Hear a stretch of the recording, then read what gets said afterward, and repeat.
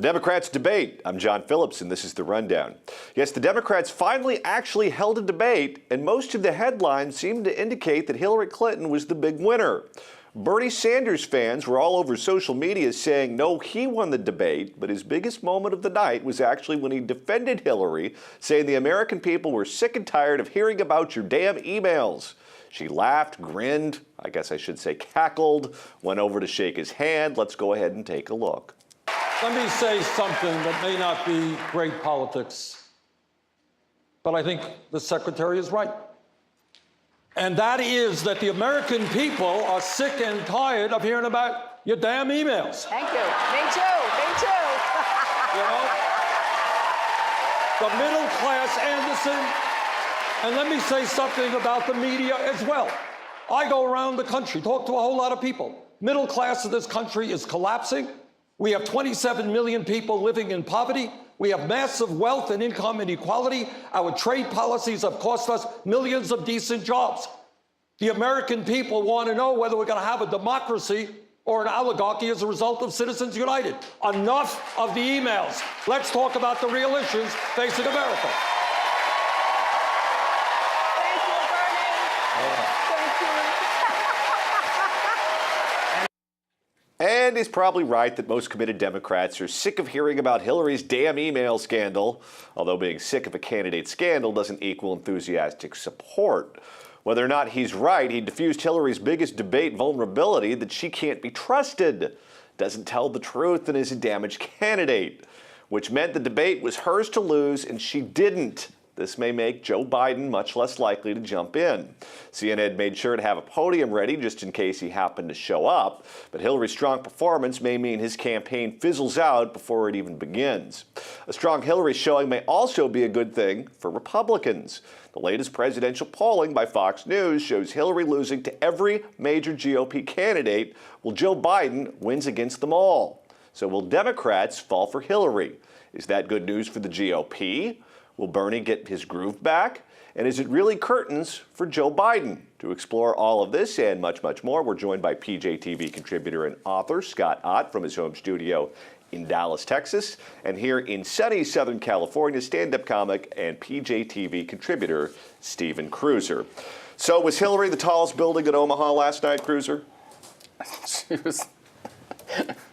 She was the tallest person in Munchkinland. Yeah, I mean, that was just, yeah, you're right. It was like, you know, given the competition, it was absolutely not that difficult to rise above, but the one person who threatens her just gave it to her. I mean, there was a lot of rumor in the beginning of all of this that Bernie Sanders merely wanted to push the conversation leftward. He really didn't want to be president all that badly. Then he starts picking up all the momentum. He's getting all the donations and then feel the burn and everything. You start to think, oh, maybe this guy actually wants to win it. Right there, that shot we showed, he gave it away. He's just like his one thing that he could have been relentless about on her. So now I'm thinking, yeah, maybe he doesn't really want it that badly. He just wanted to push the conversation, which he certainly has, because they were all running to be the next Fidel Castro last night. And I can only imagine they're going further leftward as this goes on. So I say, yeah, she was easily, and the media, even the ones who haven't been warming up to her that much lately, were all just falling into line the second it was done last night. You know, Scott, I was looking at some stats after last night's debate, and Hillary Clinton spent the most minutes speaking, Bernie Sanders spent the second most minutes sleeping, and Lincoln Chafee actually put more people to sleep than Bill Cosby. I think that's not entirely accurate, since I was there for the entire 2.5 hours, and I would wager to say that I spent the most time sleeping. You know, I think that Stephen is right. I mean, the only thing that Hillary's opponents had a chance of doing was in calling her out for who she is. And under some sort of high-minded idea that if you bring job performance issues to the public's attention, somehow that's dirty politics. This is not some, you know, side affair that she's having, you know, that it would be inappropriate for some reason because it's her private life. This is her job performance when it comes to this whole email thing. This has to do with the integrity of the office. This has to do with how she will conduct herself in the presidency. This is totally fair game, and the closest anybody came to laying a glove on her last night was when Lincoln Chafee, who looks like somebody's great-great-aunt, rant was saying, well, I served in office for many years and I never had an ethical scandal. And that's as nasty as it got last night. All Bernie Sanders had to do was take that same phrase and say, you know what?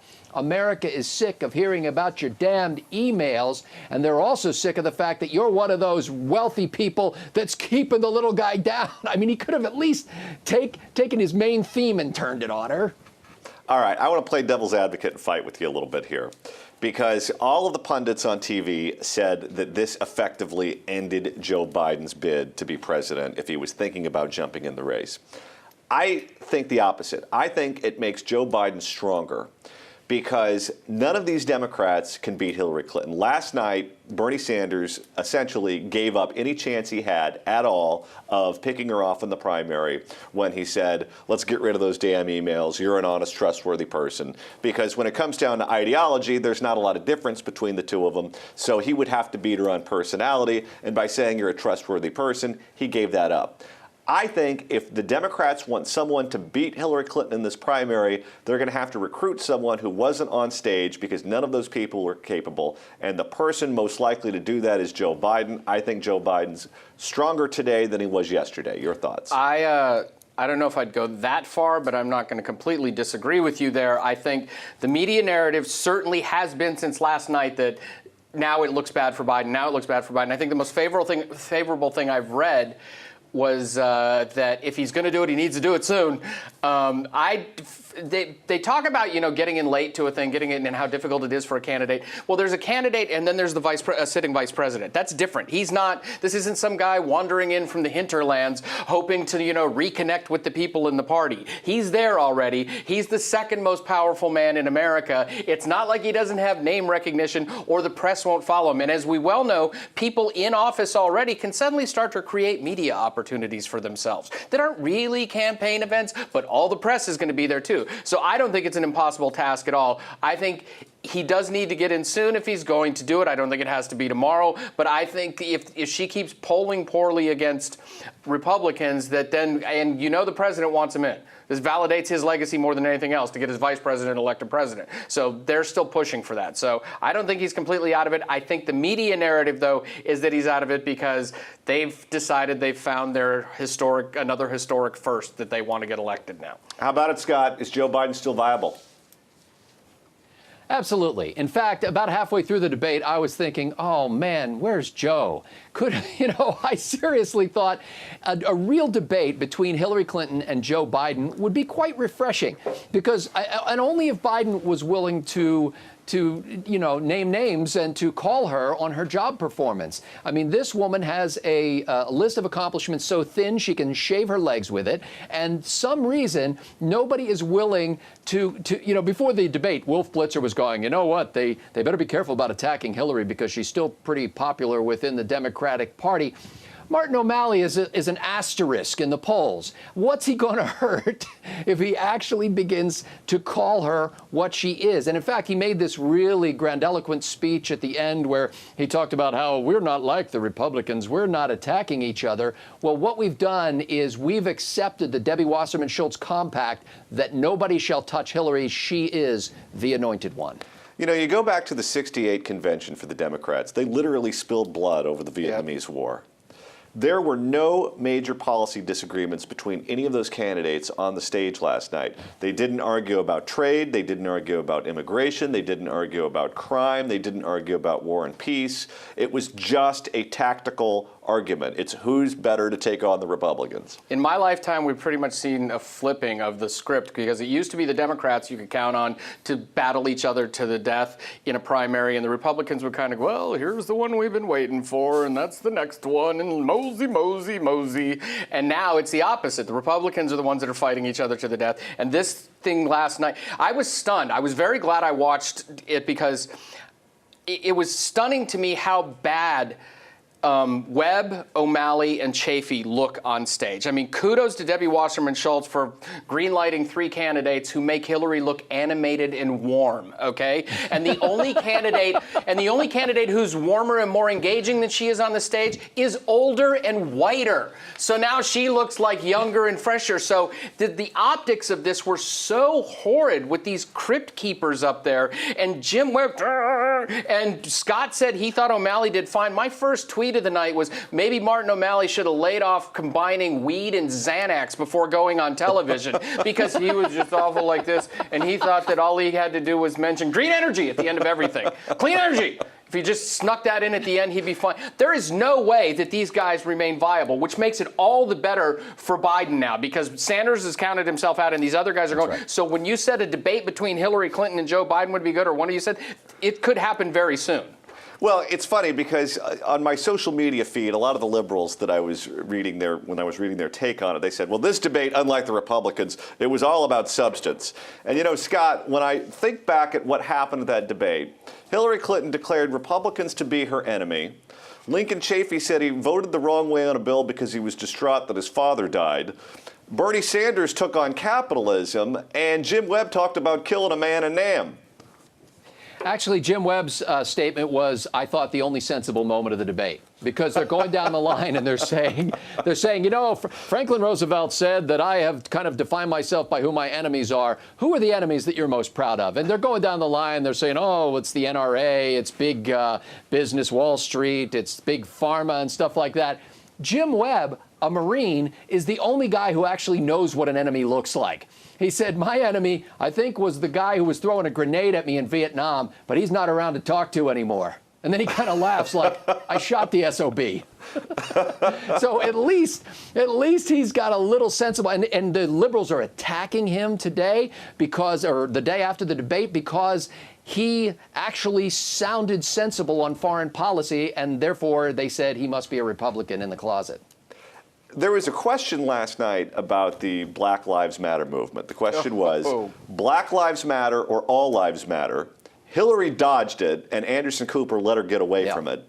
But when Martin O'Malley took the question and when Bernie Sanders took the question, they said Black Lives Matter. That plays in a Democratic primary when 50% of the voters are non-white.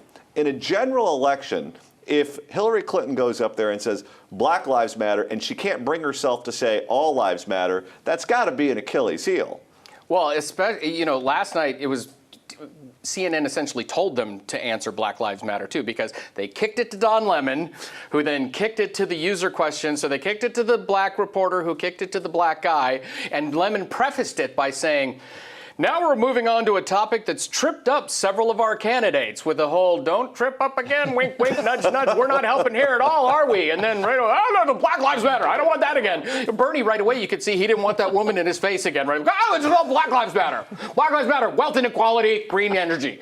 That was it. So, yeah, it's going to hurt her. It was the most ridiculously pandering moment I've seen from a press corps that panders all the time. Just the way they set up the question, the way they kind of force them into it. And if they force Hillary into that, into the general, then, you know, go ahead, run on. The cops can die, and, you know, we hate your guns. Let's see how far that gets you.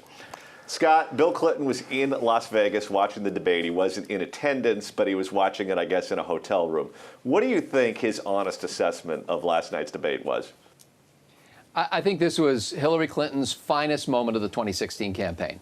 And I think he'll tell her that. I don't think that she has done this well. This is the first time that I've seen her speak during this campaign where she didn't sound like a nagging harpy with every sentence that she said. She actually came across as fairly sane, and maybe that is, as Stephen suggested, because they surrounded her in that bouquet of lunacy. And so this little, you know, tea rose actually looked much more glorious than she was.